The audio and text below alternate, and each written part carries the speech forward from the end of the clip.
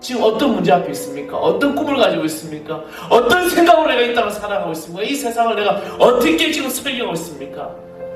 세상에 홀로 서 있다고 생각하십니까? 좌절과 낙심 속에서 고통스러워하고 있습니까? 예수님의 손을 붙잡고 다시 시작해 보십시오. 참된 예수 그리스도의 꿈을 가지고 나의 인생의 멋진 드라마를 만들어질 겁니다. 자, 오늘 우리 주신 하나님의 말씀 요한복음 제 15장 1절에서 5절입니다.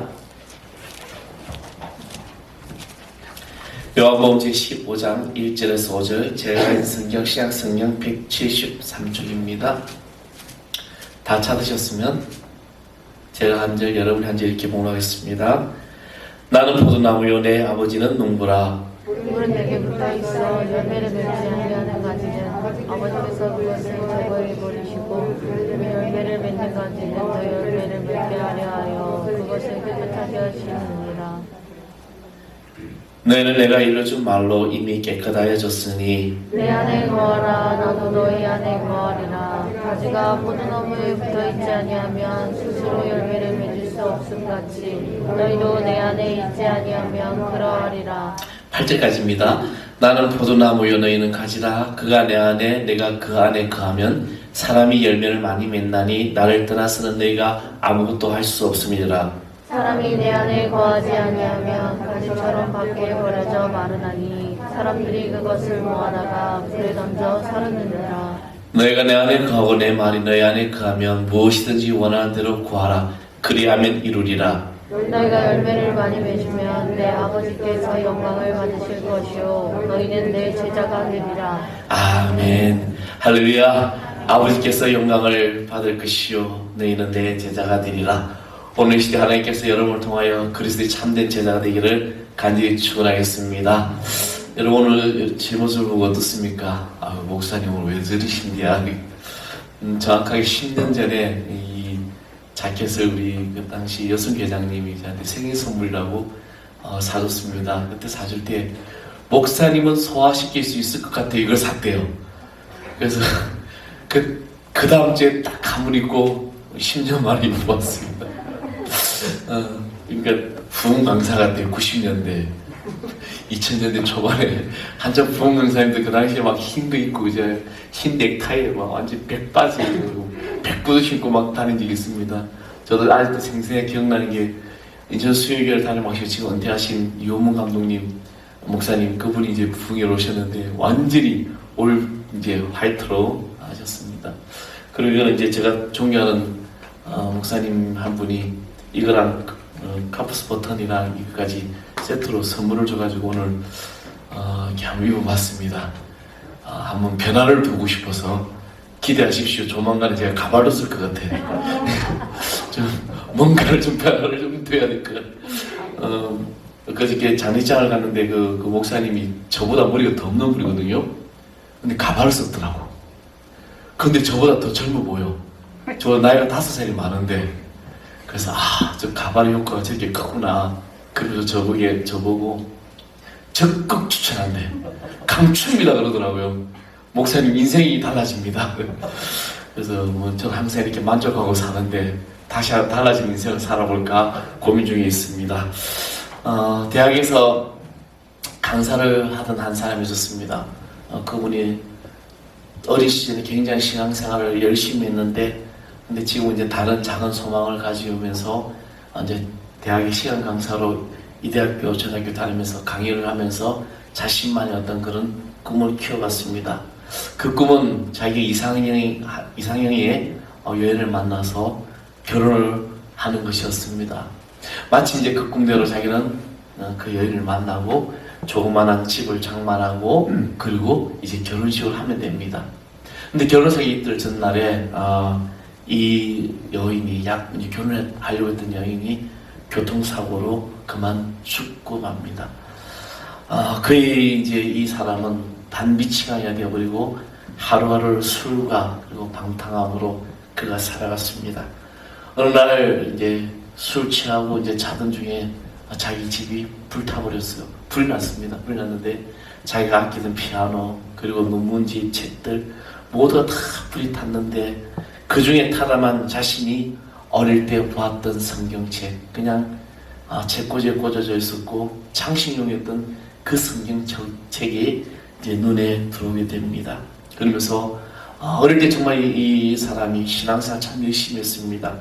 말씀을 듣고 읽고 보고 했던 그 책을 다시 꺼내어서 자신이 읽는 순간에 하나님이 자신을 얼마나 사랑하셨는지, 그리고 그분이 나의 삶의 전부이라는 것을 이제 깨닫게 됩니다. 그리고 이제 새로운 희망과 하나님 없이는 소망이 없다는 것을 깨달으면서 그가 다시 모든 것이 회복되면서 하나님의 종이 되었다는 이야기입니다. 오늘날 많은 사람들이 꿈을 가지고 살아갑니다. 그들은 그 꿈은 이제 자신의 어떤 꿈을 가지게 되죠. 그런데 이 꿈을 가졌다가 실패하고 나면은 그 꿈과 행복을 포기한 채 좌절과 낙심 속에서 살아가게 된다는 것입니다. 특히 어떤 높은 꿈을 가진 자나 성실하고 또 양심이 똑바른 사람일수록 이 꿈에 대해서 좌절될 때는 그 실망감이 더 크고 그리고 더 실패의 낙으로 빠진다는 겁니다. 그 대신에 부도덕하고 죄악을 사랑하는 사람들은 제 세상을 만든 듯이 날뛰고 있다는 것입니다. 그만큼 이 세상이 악하기 때문입니다. 그러나 예수님은 오늘 본문에서 이렇게 말씀하셨습니다. 15장 5절의 말씀이죠. 너희가 나를 떠나서는 너희가 아무것도 할 수가 없다라고 말씀하셨습니다. 그리스도인의 삶은 바로 주님 안에 거하는 것이고, 주님 안에 거하는 우리는 결코 주님을 떠나서는 아무것도 할 수가 없다는 것입니다. 그래서 이 삶이, 내 삶이 예수님을 닮아가는 이 삶, 그것을 가지고 꿈을 꿀 때 내 삶은 전적으로 하나님의 은혜와 축복이 된다는 것입니다. 혹여 여러분은 지금까지 하나님을 떠나서 내 자신의 노력으로 행복을 얻어보려고 애쓰진 않았습니까? 여러분 자신의 꿈과 열정과 지혜로만 살아왔다는 것은 아닐까 우리는 생각해 보게 됩니다. 만약에 그렇게 살아왔다면 그것이 내 인생의 때로는 실패의 원인이 될 수 있다는 것입니다. 오늘 예수님께서는 이 세상에서 실패와 좌절을 맛보고 있는 모든 이들에게 새로운 인생의 놀라운 가능성을 분명히 말씀해 주고 계십니다. 결론은 분명합니다. 예수님의 손을 붙잡고 다시 시작해 보라는 겁니다. 오늘 내 삶이 어떤 환경이 있고 어떤 실패와 어떤 좌절과 어떤 우울과 나의 모든 삶에 희망이 없다고 할지라도 우리는 예수님의 손을 붙잡고 다시 시작할 수 있는 것입니다. 왜 그렇게 해야 할까? 오늘 본문에 답이 나와 있죠. 우리는 주님을 떠나서 살 수가 없기 때문입니다. 그러므로 예수님을 믿는 다른 것은 본문에 오는 말씀처럼 가지가 나무를 붙잡고 있는 것처럼 우리는 주님을 손을 붙잡고 살아가는 것입니다. 그렇다면 주님의 손을 붙잡고 있는 나는 내가 무엇을 먼저 알아야 할까? 내가 지금 주님의 손을 붙잡고 있다면 나는 무엇을 먼저 알아야 될까? 먼저 우리는 내 자신의 약함을 인정해야 합니다. 예수님 오늘 말씀하시기를 나는 포도나무에 너희는 가지라고 말씀하셨습니다. 가지란 포도나무에 붙어있는 동안에는 열매를 맺지만 그 가지를 꺾어놓으면 말라 비틀어져 떼감밖에 되지 않습니다. 저에게 있는 이 살구나무 하나가 이게 아주 그냥 이게 통이 막 붉어졌어요.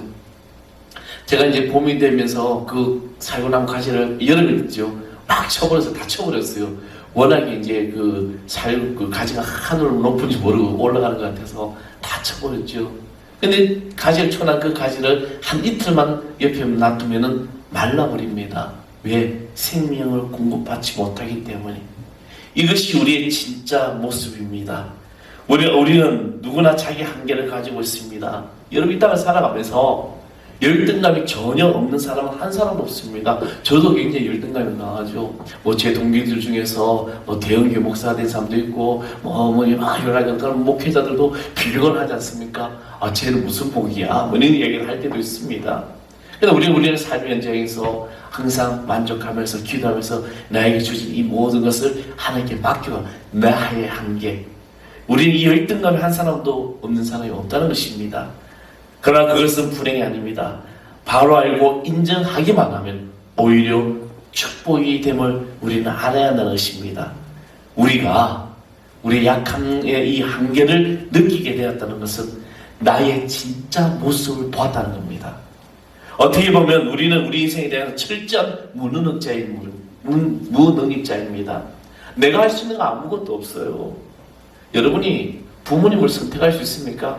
나는 오늘 내가 태어날 때 나는 금수저의 자녀로 태어날 거야 라고 선택하며 태어난 사람이 누가 있습니까? 여러분의 얼굴을, 이 피부색을, 여러분의 국적을 내가 선택하고 나는 미국 사람이 될 거야 라고 태어나지 않았습니다. 저도 미국에 가서 이제 목회를 할 수 있는 기회가 있었어요. 그때는 태어나고 난 다음에 선택이죠. 근데 지금은 아니잖아요. 태어날 때는 한국 사람으로 태어났습니다.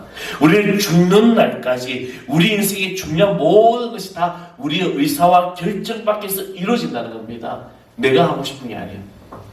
이미 정해진 대로. 이것이 우리의 진실입니다. 사랑은 죽음과 같이 강하다라고 하는 간증책을 쓴 김성희 씨라는 분이 계십니다. 이분은 전 대우그룹의 이사였습니다. 이분은 철저한 무신론자였습니다. 하나님 존재를 인정하지 않습니다. 왜 신이 존재하느냐? 굉장히 학식적으로도 뛰어나고, 그래서 이 사람에게서는 전혀 신은 예수님이 하나님 자기 인생에 필요 없는 사람이었습니다. 그렇게 자신만만했던 그런 사람이 그가 참 살아계신 하나님을 만나게 됩니다. 그 계기는 바로 자신의 딸의 수술 때문이었습니다. 이 딸이 편도 수술을 했는데 그 수술이 잘못되어서 죽게 되었다는 겁니다. 그래서 이 피를 쏟아내며 죽어가는 딸을 바라보면서 아버지로서 자신이 아무것도 할 수 없다는 것을 느끼게 됩니다. 너무나도 초라하고 너무나도 약한 자신의 모습을 본 것입니다. 그분이 할 수 있는 거라곤 그동안 그렇게 비웠던 하나님께 기도하는 것 뿐이었습니다. 그러나 그가 자신 아무것도 할 수 없음을 인정하며 자신도 모르게 병원 복도에서 간절히 기도하는 순간 그에게 하나님의 사랑과 인도하심을 체험하는 놀라운 축복이 시작됐다는 것입니다. 사람은 본래부터 하나님의 도움으로만 정상적으로 살아갈 수 있도록 받은 존재라는 겁니다. 내가 아무리 강하고 내가 아무리 지식이 뛰어나고 내가 아무리 어떤 힘이 있을지라도 내 힘으로 살아갈 수 있는 건 아무것도 없다는 거예요. 하나님 어느 순간에 그냥 딱 꺾어버리면 아무것도 할 수 없는 거죠. 참 우리 하늘 사랑교회를 개척하면서 많은 성도들이 왔다 갔다 했는데 때로는 100억대 재산가도 왔다 갔었고 천안에 초원 아파트 땅 주인이었던 한 분도 우리 교회에 단 적도 있었고 그런 분이 왔습니다. 그런데 그분이 다 실패와 좌절 경험하고 다 잘 될 줄 알았다는 것입니다. 근데 우리는 철저하게 하나님의 도우심 없이는 살아갈 수 없습니다. 그래서 우리의 한계를 절실히 느끼고 우리의 자신을 깨달았다면 솔직하게 해결하고 예수님의 손을 붙들기만 하면 된다는 겁니다. 우리는 우리 자신의 약함을 감추려고 허세를 부리거나 또 꾸밀 필요가 없습니다. 왜 나의 약함을 감추려고 하냐? 왜 내 자존심을 내세우고 있느냐? 다 필요 없어요. 우리는 하나님이 없이는 살아갈 수 없습니다. 육신의 질병으로 낙심된 사람이 있습니까? 경제적인 문제, 가정의 문제, 진로 문제로 좌절감에 빠져본 적이 있습니까? 그 모두가 지금 예수님의 손을 붙들어야 할 때임을 우리는 신호연하는 거예요. 내가 주님의 손을 붙들어야 되겠구나. 내가 주님의 손을 잡아야 되는구나. 성경을 보면 예수님을 만난 사람들은 한결같이 인생의 실패 속에서 살아갔던 자들이었습니다. 여러분 시몬 베드로를 부르셨을 때 그 장면을 기억해 보십시오. 어느 날 갈릴리 바닷가에서 베드로에게 오셨습니다. 아침에 베드로는 무엇을 하고 있었어요? 그물을 깁고 있었죠. 그 전날 밤에 밤새도록 고기를 한 마리도 잡지 못했습니다. 업으로서 이렇게 실패의 밤을 보낸 적이 없는 그런 삶이었습니다. 근데 그때 주님이 찾아오셔서 그물을 깊은 데로 던져놨을 때 어떤 일이 일어납니까? 기적의 역사가 일어난 것입니다. 그때 베드로는 예수님을 만난 것입니다. 12회를 혈류증을 앓던 여인을 보십시오. 자기 인생이 전 재산을 다 털어서 이 병을 고치고 됐지만 아무도 고쳐주지 못했습니다. 그러나 그가 시려하고 좌절하고 정말 자신의 그런 모든 밑바닥까지 갔을 때 주님을 만남으로 말미암아 그 모든 병이 치료되는 역사 일어났습니다. 앞을 보지 못할 장애를 가진 바디메오를 보십시오. 수가성의 사마리아 여인을 보십시오. 그들 모두가 실패와 좌절 속에서 오히려 큰 축복을 받았던 것입니다. 그렇습니다. 우리의 실패는, 나의 실패는 바로 하나님의 축복의 문으로 들어가는 것임을 깨달으시길 바랍니다. 나의 연약함을 인정하는 거예요. 나의 부족함을 인정하는 겁니다. 내가 할 수 없는 것을 내가 주님 앞에 고백하는 겁니다. 여러분, 내가 부족한 것, 내가 연약한 것, 내가 못하는 것, 그것을 감추려 하지 필요가 없는 거예요. 하나님은 다 하시고 계십니다. 그러나 내가 이것을 내어놓는 순간에 하나님은 그에게, 주님은 나에게 성령의 놀란 역사로 우리를 지켜주시고 인정해 주실 줄 믿습니다. 감출 필요 없는 거죠. 또 하나는 우리는 예수님의 손을 붙잡는 법을 배워야 합니다. 오늘 15장 7절에 예수님은 15장 7절에 이런 말씀하죠. 너희가 내 안에 거하고 내 말이 너희 안에 거하면 무엇이든지 원하는 대로 구하라. 그리하면 이루리라. 여기서 놀라운 약속이에요. 주님 안에 거하는 자가 무엇든지 구할 때 이루어 주신다는 것입니다. 여러분, 성도들을 제가 만나다 보면 문제를 만나서 고통을 당하는 많은 성도들을 보게 됩니다. 바로 그때가 바로 예수님의 손을 붙잡을 때예요. 내가 힘들고, 내가 어렵고, 내가 지쳐있고, 내가 약해 있을 때, 그때가 주님의 손을 붙잡을 때인 것입니다. 그런데 그 성도에게 예수님의 손을 붙잡는 법을 가르치는 일이 얼마나 어려운지 모릅니다. 우선 믿질 않아요. 또한 두 번째로는 기다릴 줄 모른다는 겁니다. 그 문제 앞에서 어떤 문제를 만났어요. 근데 그 문제에 대해 역사하시는 주님을 볼 수 있어야 되고, 그리고 예수님을 만나야 된다. 이 길밖에는 길이 없습니다. 오직 주님을 만나는 그 길밖에요. 근데 이 길이 쉽게는 안 됩니다. 우리는 구주 예수님을 직접 만나야 됩니다. 그래서 인격적인 예수님을 만나야 돼요. 그냥 이론적인 예수님을 만나는 것이 아니라 내 삶의 전 존재에 오셔서 나를 이끌어 주신 그분이 나를 어루만져 주시고 나와 함께 하시고 지금도 내 옆에 계셔서 나의 모든 생각을 다스려 준다는 것, 이것을 우리가 믿어야 된다는 겁니다. 나를 위해서 십자가에 못 박혀 피 흘리신 주님의 그 은혜와 사랑, 그 예수 그리스도, 저 사람의 죄가 아니라 바로 나의 죄로 인하여 십자가에 못 박힌 그 은혜, 그리고 예수님 우리와 항상 함께 하신다고 약속하셨던 이 약속을 우리가 믿고 기다리는 것입니다. 그러므로 예수님을 믿고 영접하는 자는 누구든지 예수님을 만날 수 있는 거예요. 누구든지. 특별한 사람만 만나는 것이 아니라 누구든지 예수님을 만날 수 있습니다. 문제는 세상에서 생겼습니다. 그러나 문제 해결은 바로 예수님 앞에서 우리가 되어져야 될 줄 믿습니다. 이렇게 믿음으로 사는 생활의 변화는 익숙해지기 전까지는 몹시 견디기가 어렵습니다. 의심이 생기고 자신이 없습니다. 그렇잖아요. 계속해서 우리는 의심을 하게 돼요. 예수님이 정말 나와 함께 하실까? 예수님이 내 삶에 정말 내 마음에 내 중심에 와 계실까? 이미 주님이 나에게 오셔서 나와 함께 하시는데도 불구하고 계속해서 우리는 손 의심을 하고 있습니다. 왜? 지금 되어진 일들이 내가 어떤 문제 앞에서, 내가 어려움 앞에서 내가 어떤 그것을 기도했는데 응답이 없다고 우리는 그것을 의심하고 살아간다는 것입니다. 그러나 기다려야 합니다. 조급하면 안 됩니다. 마태복음 19장 26절의 말씀에 보면 사람으로서 할 수 없으나 하나님으로서 다 하실 수 있느니라고 하셨습니다. 이것은 우리가 해결할 수 없는 우리의 문제를 위하여 하나님께 주신 해답입니다. 내가 할 수 있는 거 아무것도 없어요. 나는 기다리만 하면 되는 겁니다. 지금 우리에게 필요한 것은 돈도 아니에요. 권세도 아닙니다. 오직 예수님의 능력뿐입니다. 아멘. 오늘 여러분 삶의 모든 문제, 지금 물질도 어려움 나오고, 여러분 경제적 어려움 나오고, 여러 가지 사회적으로 내가 직장에서 어려움 나오고 있다면 그 모든 문제 해결은 오직 예수님의 능력뿐이에요. 하루아침 여러분에게 100억을 주고 1000억을 주고 수억을 준다 해도 그 자신의 삶의 행복이 없는 것은 바로 우리가 예수님의 능력이 없기 때문입니다. 우리에게 지금 필요한 건 돈도 아니고 권세도 아닙니다. 오직 예수님입니다. 캐더린 마사리라는 분이 쓴 기도의 모험이라는 책에 보면 어느 한 성도의 이야기가 나옵니다. 근데 이 성도는 날마다 기뻐요. 날마다 행복합니다. 그래서 많은 사람들이 아유 저 사람은 걱정 의심이 없는 것 같아. 근데 그 사람의 삶 인생에 들어가 보니까 늘 문제 속에서 살아가더라는 겁니다.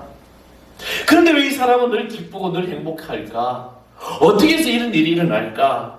그런데 이분이 이런 간증이 이제 책의 내용입니다.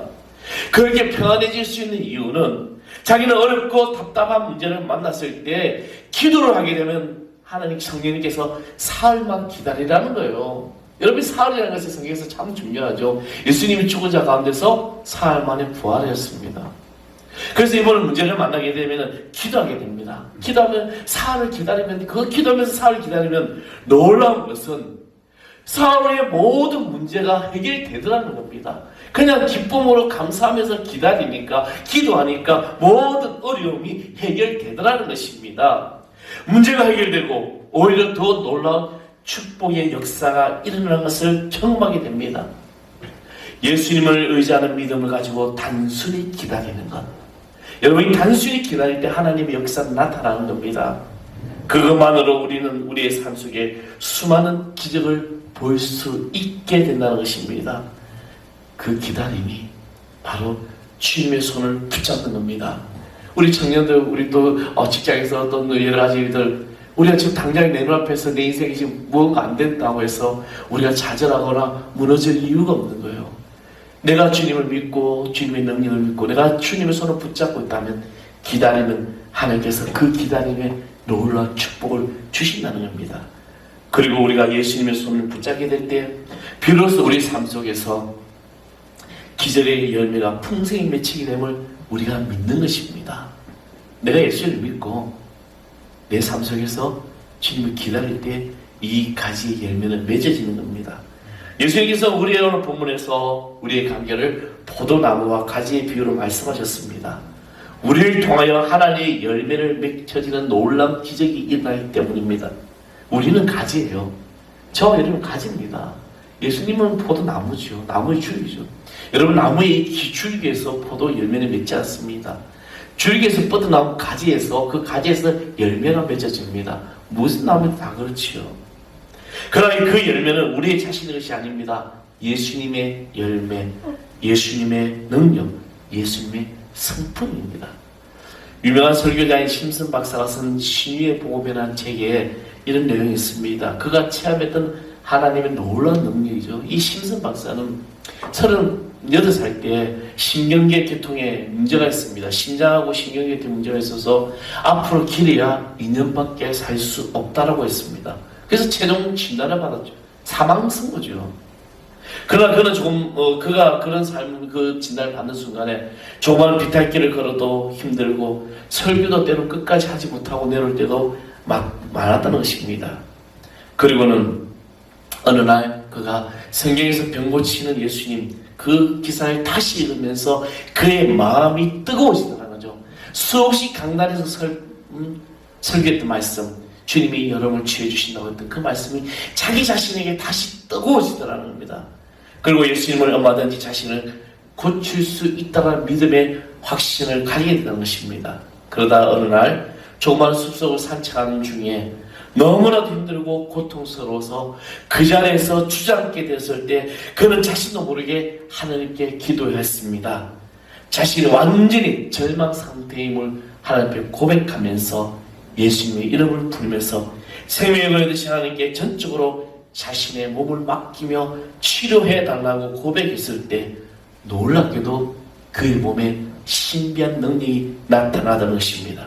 새 힘이 나타나기 시작하고 그리고 무언가 느낄 수 있는 막 힘이 솟구치는 것입니다. 그걸 완전히 고침을 받게 되면서 이틀에 높은 산 정상 위로 등산할 수 있을 정도로 건강해지더라는 겁니다.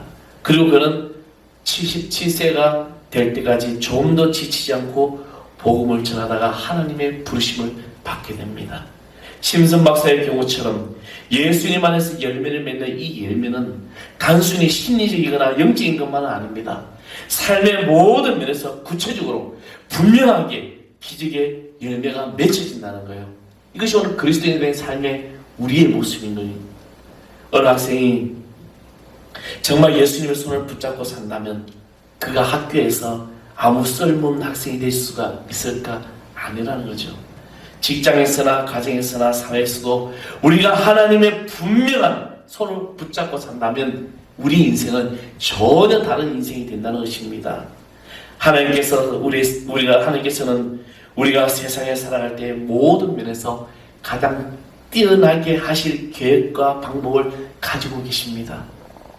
우리가 하나님의 손을 붙잡을 때 성도들은 모든 면에서 두각을 나타내지 않을 수가 없다는 것입니다. 영적인 면에서도 물론이고 여러분 회사에서든 학교에서든 가정에서든 이웃과의 관계에서도 모든 것이 우리가 주목받을 만한 그런 존재가 된다는 것입니다. 꼭 필요한 사람, 하나님께서 쓰시고자 꼭 필요한 존재가 될 수 있다는 겁니다. 사랑하는 성도 여러분, 이 꿈이 있어야 우리는 예수님을 손을 붙잡고 살아가는 것입니다. 여러분의 삶에는 기적의 열매가 맺히기를 원하십니까? 맺힐 수 있다는 것도 믿으십니까? 믿으십시오. 꿈을 이룬 한 여자의 이야기입니다. 이 여인은 참 자질이 재능이 풍족해요. 근데 꿈이 없어요. 언제나 그는 무기력하고 언제나 실에 빠져있고 언제나 좌절되었습니다. 그저 되는 대로 살아야지. 이 여인은 정말 자기 재능이 얼마나 뛰어난지 모르고 있습니다. 왜냐하면 그가 어린 시절에 가난한 자기 어머니가 이 딸에게 기회 못 받게끔 들려준 이야기가 있었습니다. 얘야, 꿈을 가지지 말아라. 그러면 절망도 좌절도 상처도 없단다. 이 말이 이 여인에게 기회 못이 박힐도록 박혔습니다. 그녀는 꿈이 없으니까 기도도 없습니다. 기도가 없으니까 그 인생에 하나님의 역사가 없는 것입니다. 사랑하는 성도 여러분, 우리가 믿음의 그 꿈을 가지고 여러분의 모든 삶 속에서 내가 주님의 손을 붙잡고 있다면 주님께서 나에게 보여주신 꿈과 비전은 분명히 이루어지는 것입니다. 너무너무 감격해서 나의 이제 욕망을 충족하는 그런 꿈과는 전혀 다른 삶의 인생이 바뀐다는 거예요. 지금 어떤 문제 앞에 있습니까? 어떤 꿈을 가지고 있습니까? 어떤 생각으로 내가 이 땅을 살아가고 있습니까? 이 세상을 내가 어떻게 지금 설계하고 있습니까? 세상에 홀로 서 있다고 생각하십니까? 좌절과 낙심 속에서 고통스러워하고 있습니까? 예수님의 손을 붙잡고 다시 시작해 보십시오. 참된 예수 그리스도의 꿈을 가지고 나의 인생의 멋진 드라마를 만들어질 겁니다. 내가 지금 붙들고 있는 게 뭐예요? 여러분 자신을 한번 가만히 보십시오. 내가 무엇이 약한지, 내가 어떠한 내가 삶에 처한 환경이 있는지, 비록 내가 실패의 경험을 하고 육신의 고통을 당하는 그런 육체적인 어려움이 있을지라도 주님이 주시는 능력으로 우리 다시 일어설 수 있는 겁니다. 주님의 손을 잡고 지금 코로나19로 인하여 모든 상황이 힘들어졌습니다. 경제와 정치도 교회도 지금 어마어마한 그런 어떤 충격으로 인해서 이 모든 것이 지금 힘들었지만 그러나 우리는 주님께서 우리와 함께 하심으로 주님의 손을 붙잡고 다시 회복될 줄 믿습니다. 오직 주님이 내 안에 계심을 믿으십시오. 그리고 그 믿음으로 기다리십시오. 나의 연약함, 나의 부족함을 다 아시는 주님이 나를 이끌어 주실 줄 믿습니다. 저는 오늘 이 얘기를 사랑하는 성도 여러분, 여러분이 이런 노란 주님의 그 인격적인 만남이 있어야 되고, 그냥 이론적인 내가 예수를 믿고 이론적인 내가 어떤 주님을 아는 것이 아니라 내 심정 가운데서 정말 나를 다스리시는 분이 그분이시는 걸 우리 고백할 때 정말 하나님께서 여러분의 많은 열매를 맺는 풍성한 축복이 있을 줄 믿습니다. 그래서 입술에 감사가 나오고 축복이 나오고 기도가 나오고 찬양이 나오는 거죠. 사랑하는 성도 여러분, 나의 연약함, 나의 부족한 것 그거 아무것도 아니에요. 다 배우십시오. 자존심 내세울 필요가 없어요. 왜 우리는 자존심을 너무 내세우고 있습니까? 주님은 이미 다 알고 계시는데 그것을 내려놓고 그것을 고백하는 순간에 하나님은 여러분에게 일하실 줄 믿습니다. 오늘 주님 손을 붙잡고 다시 시작하는 우리 삶이 되기를 간절히 축원하겠습니다. 오늘 새벽에는 이제 말씀 마지막 쭉 정리하면서 이 찬양이 나왔습니다. 이 찬양이 생각나죠. 우리 잘 아는 거죠. 언제나 내 모습 너무나도 부끄러워. 우리 다 같이 찬양하시면서 주님을 내 모습 너무나 부끄러워. 자리에 나오십시오. 무릎으로 무릎으로 주님께 기도로 가오니 나 홀로 서 있는 죽은 내 영 깨우사 주님만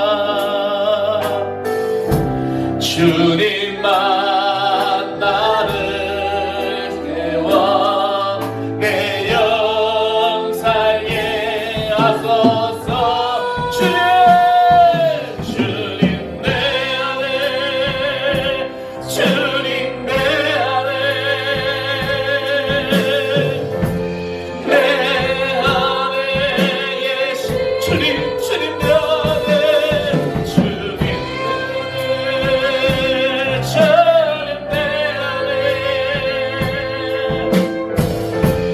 나를 세워. 우리 다시 한번 고백합니다. 언제나 내 모습 주님, 언제나 나의 연약함, 나의 부족함, 나의 무지함 우리 주님은 다 아십니다. 너무나 부끄러워 무릎으로 주님께 기도로 나 홀로 서 있는 나 홀로 서 있는 죽은 나의 영혼을 깨우소서. 죽은 내 영 깨우사 주님만 나를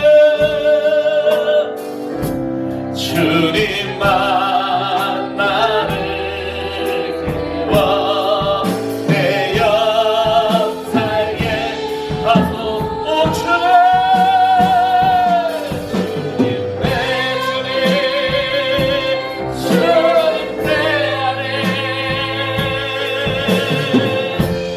내 안에 계신 주님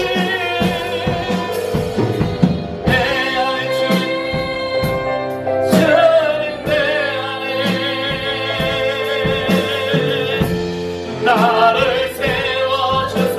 주님 내 안에 주님 배워주요. 이곳에 우리가 되어오시옵소서. 인격적인 예수를 만나게 해주시옵소서. 성령이 온라인에 오시옵소서. 나를 박살내 주시옵소서. 나의 연약함 나의 부족함을 채워주시옵소서. 내가 주님 앞에 고백하며 나갑니다. 주여 이끌어 주시옵소서.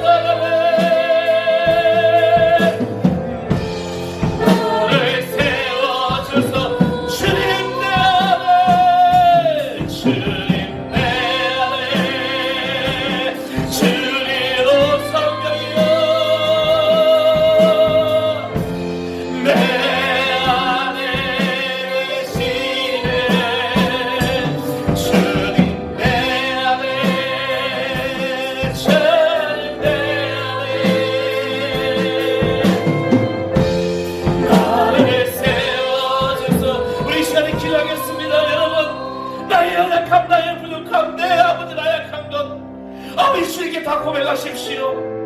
주님이 오늘 나의 손을 잡아주실 것이고 내가 믿고 기다릴 때 모든 약속을 이루신 하나님의 놀라운 역사가 오늘 우리 삶의 인생에 나타날 줄 믿습니다.